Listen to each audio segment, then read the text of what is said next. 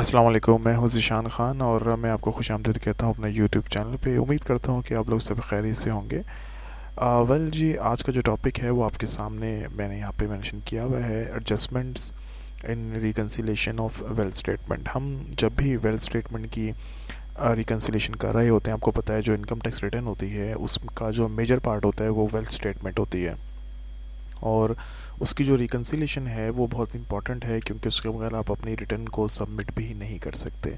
और एक प्रोफेशनल जो कंसल्टेंट है वो हमेशा आपको गाइड करेगा, आपकी रिटर्न जो है वो प्रॉपर वेल्थ स्टेटमेंट के साथ सबमिट करेगा। हम अक्सर ये देखते हैं कि वेल्थ स्टेटमेंट्स सबमिट हुई होती हैं लेकिन नील की हुई भी होती हैं, जो कि गलत प्रैक्टिस है।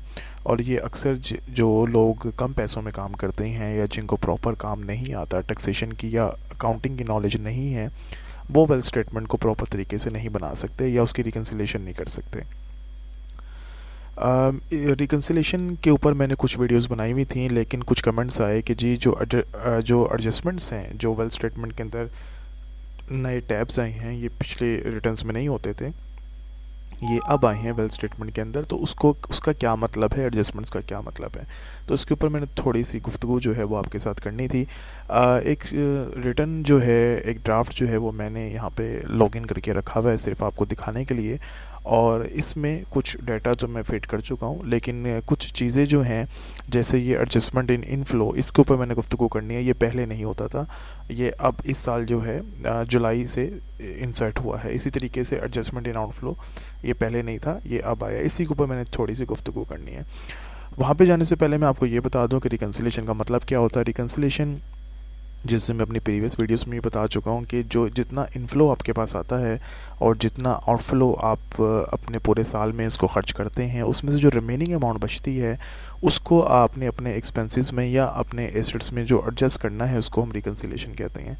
यानी एक तरीके से जो आपने पैसे कमाए हैं उसको आपने पूरा उसका हिसाब देना है कि कितना उसमें से खर्चा हुआ, और जो बाकी बच गया वो आपके बैंक में है या आपके कैश में है या आपने उससे कोई और एसेट परचेज़ किया। तो बेसिकली ये रिकन्सिलेशन है, लेकिन इसके अंदर डिफरेंट जो टैब्स हैं, डिफरेंट हेड्स हैं, वो मौजूद हैं और उसको प्रॉपर हेड्स में डालना ही, लिखना ही मेन काम होता है। अब ये जो एडजस्टमेंट्स आई हैं, जैसे आप रिकन्सिलेशन में देख सकते हैं कि जो पहले ये जो पहला हेड है ये इनफ्लो का हेड होता है। इसमें इनफ्लोज लिखते हैं, यानी जो आपकी इनकम वगैरह होती है। इसके अंदर डिफरेंट कुछ है कि नॉर्मल टैक्स के अंदर कौन सी इनकम आ रही है, एग्जाम्प्ट के अंदर कौन सी आ रही है, फाइनल फिक्स के अंदर कौन सी आ रही है। ये जो कंसल्टेंट होता है ये वही आपको गाइड कर सकता है प्रॉपर तरीके से। इसमें अगर आपको फ़ॉरेन रेमिटेंस आ रही है तो फ़ॉरेन रेमिटेंस का अलग से टैब बना हुआ है। अगर आपकी इनहेरिटेंस आ रही है तो इनहेरिटेंस का अलग है। गिफ्ट में अगर आपको पैसे आए हैं तो गिफ्ट के अंदर आपने अलग यहाँ पे टैब दिया हुआ है। इसी तरह अदर्स है। अब एडजस्टमेंट्स के अंदर फॉर एग्जांपल आपको कुछ ऐसे पैसे आ जाते हैं जो किसी भी हेड के अंदर जो हैं वो एडजस्ट नहीं हो पा रहे, और ये अदर की जो ऑप्शन है आप देख सकते हैं, इसके अंदर डिस्क्रिप्शन लिखने की कहीं ऑप्शन नहीं है। आप अदर्स के अंदर इनफ्लो तो लिख सकते हैं कि पैसे आए हैं, लेकिन कहाँ से आए हैं वो नहीं लिख सकते। तो एडजस्टमेंट्स के अंदर आप यहाँ पे जब प्लस पे साइन पे क्लिक करेंगे तो यहाँ पे आप डिस्क्रिप्शन जो है वो ऐड कर सकते हैं कि ये जो पैसे आपको आए हैं ये कहाँ से आए हैं, और वो आप यहाँ पे मेंशन कर सकते हैं। फॉर एग्ज़ाम्पल अगर आपको आप अक्सर ये होता है ना सिचुएशन कि जी अकाउंट आपका है और पैसे किसी और के आ रहे हैं आपके पास, अब वो एक तरह से रिफ्लेक्ट तो कर रहे हैं आपकी बैंक स्टेटमेंट के अंदर, लेकिन वो इनकम आपकी नहीं है, वो इनफ्लो आपका नहीं है। ठीक है, फॉर एग्जांपल आपको कहीं से 10 लाख रुपए आए, वो आपके किसी रिलेटिव के थे, किसी ने आपको बाहर से पैसे भेजे रिलेटिव के लिए, तो आप यहाँ पे लिख दें कि अमाउंट जो है वो रिसीव हुई एज गार्डियन। ठीक है, क्योंकि अगर वो आपकी बैंक स्टेटमेंट में भी रिफ्लेक्ट कर रहे होंगे क्लोजिंग बैलेंस के अंदर और आपको आपके पैसे हैं भी नहीं, तो उसको रिकन्सिलेशन बहुत मुश्किल हो जाएगी या उसके ऊपर टैक्स लग सकता है। तो फिर आप यहाँ पे एज गार्डियन अगर आपके पास पैसे आए हैं तो आप यहाँ पे मेंशन कर दें। फॉर एग्जांपल मैं यहाँ पे लिख देता हूँ कि अमाउंट रिसीव्ड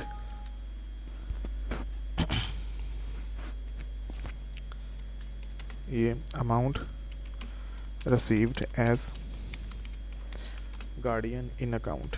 ठीक है, अब अदर्स के अंदर क्योंकि अगर जो कंसल्टेंट है या जो रिटर्न फाइल कर रहा है, अगर वो चीज़ें या ट्रांजैक्शंस को नहीं शो करेगा तो बाद में आपको नोटिस आ सकता है कंसीलमेंट का, कि आपने जो है वो अपनी इनकम जो है वो छुपाई है, ट्रांजैक्शन जो है वो हाइड की है। तो ये जो चीज़ें हैं, ये जो आपका वो कंसल्टेंट जो एक्सपीरियंस्ड है या जो प्रोफेशनल काम करते हैं उनको ये चीज़ें पता होती हैं। मैं इसलिए हमेशा कहता हूँ कि आपने जब भी काम करवाना है आपने सस्ते पैसों के चक्कर के अंदर सस्ते काम के चक्कर में अपना काम ख़राब नहीं कर लेना। तो ये जो कोई भी ट्रांजैक्शन जो आपके स्टेटमेंट्स के अंदर आ रही होती हैं वो आपने लाजमी मेंशन करनी होती हैं। फॉर एग्जांपल 10 लाख रुपए आपके पास आए और यहाँ पे 10 लाख रुपए आपने अपने इन्फ्लो में लिख देने हैं कि ये पैसे जो थे ये एज गार्डियन रिसीव हुए हैं, और अल्टीमेटली अगर वो आपके क्लोजिंग बैलेंस में आ रहे हुए तो आप बैंक बैलेंस में उसको डाल के रिकनसाइल कर सकते हैं। ठीक है, तो इस तरीके से आपकी जो है वो बचत हो सकती है। अगर आप नहीं मेंशन करेंगे, इसको नहीं लिखेंगे, तो बाद में फिर आपको नोटिस जो है वो आ सकता है कंसीलमेंट का कि आपने इनकम जो है वो छुपाई है, और उसके ऊपर टैक्स वगैरह भी आपको पड़ सकता है। तो ये जो एडजस्टमेंट्स होती हैं बेसिकली ये इस तरीके की इनफ्लोज को आप अपने पास एडजस्ट कर सकते हैं। अब फॉर एग्जांपल ऐसा होता है कि ये 10 लाख रुपए जो आए वो आपने दे दी, आपके अकाउंट के अंदर आए, लेकिन अब आपने उसको पैसे निकाल के उस पर्सन को दे दिए जिसके थे। तो फिर आप ये जो एडजस्टमेंट्स इन आउटफ्लो है, ठीक है, इसके अंदर यहाँ पे जाएं और यहाँ पे आप लिख दें अमाउंट गिवन, जो भी आप डिस्क्रिप्शन लिख सकते हैं, बस आपने उसको डिस्क्राइब करना है प्रॉपर तरीके से। Amount given received as guardian, ठीक है, जो आपने गार्डियन के तौर पर रिसीव की थी वो आपने वापस कर दी है, और यहाँ पे आप 10 लाख रुपए अगर वो आपने पैसे निकाल के दे दिए हैं, आपके क्लोजिंग बैलेंस में रिफ्लेक्ट नहीं हो रहे, तो अगर वो आपने दे दिए हैं तो देखें ये टैली हो जाएगा, रिकन्सिलेशन हो जाएगी। तो बेसिकली एडजस्टमेंट्स का ये मतलब है, क्योंकि अदर्स के अंदर आप लिख तो सकते हैं अमाउंट को 10 लाख रुपए, लेकिन डिस्क्राइब नहीं कर सकते। तो एडजस्टमेंट में जब आप जाएंगे तो यहाँ पर आप डिस्क्राइब ही कर सकते हैं, जो कि बहुत एक वैलिड जो चीज़ है वो हो जाएगी कि आप इसको जस्टिफाई कर सकते हैं। तो ये थी जी एडजस्टमेंट्स इनफ्लो और आउटफ्लो की, और मैं समझता हूँ कि बहुत इंपॉर्टेंट चीज़ है। हमेशा मैं कहता हूँ कि जब पैसे कम बचाने के चक्कर में सस्ता कंसल्टेंट मत लीजिए, क्योंकि इन चीज़ों का नहीं पता होता। और वैसे भी आपको पता है कि मैंने अक्सर लोगों को ये देखा है कि लोग कहते हैं जी सिर्फ क्लोजिंग बैलेंस बता दें, बैंक स्टेटमेंट की ज़रूरत नहीं है। लेकिन मैं हमेशा ये कहता हूँ कि अगर बैंक स्टेटमेंट के अंदर आपकी ट्रांजेक्शन्स हुई हैं तो आप बैंक स्टेटमेंट ज़रूर लें, और कोई भी जो बड़ी अमाउंट्स आपके अकाउंट्स के अंदर क्रेडिट हो रही हैं उसके बारे में जस्टिफिकेशन आपके पास होनी चाहिए कि ये अमाउंट किस चीज़ की है। और वैसे भी हमें पता है कि FBR जो है वो अब आपके अकाउंट पर जो है रसाई हासिल कर सकता है। इसके ऊपर भी मैंने वीडियोस बनाई हुई हैं, आप देख सकते हैं। तो इसलिए अपनी तमाम ट्रांजैक्शंस को शो कीजिए, और अपने किसी भी तरह के जो नोटिस हैं उससे आप बच सकते हैं। ठीक है, तो ये चीज़ें थी। अब फॉर एग्जांपल 1000-2000 रुपये देकर आप अपनी रिटर्न तो फाइल करवा लेंगे, लेकिन बाद में जब नोटिस आएंगे तो फिर आपको FBR के चक्कर लगाने पड़ेंगे, या फिर किसी कंसल्टेंट को ज़्यादा पैसे देकर उसको ख़त्म करवाना पड़ेगा। तो इसलिए बेहतर ये पहले से ही अपनी वेल्थ अपनी अच्छी बनवा लें।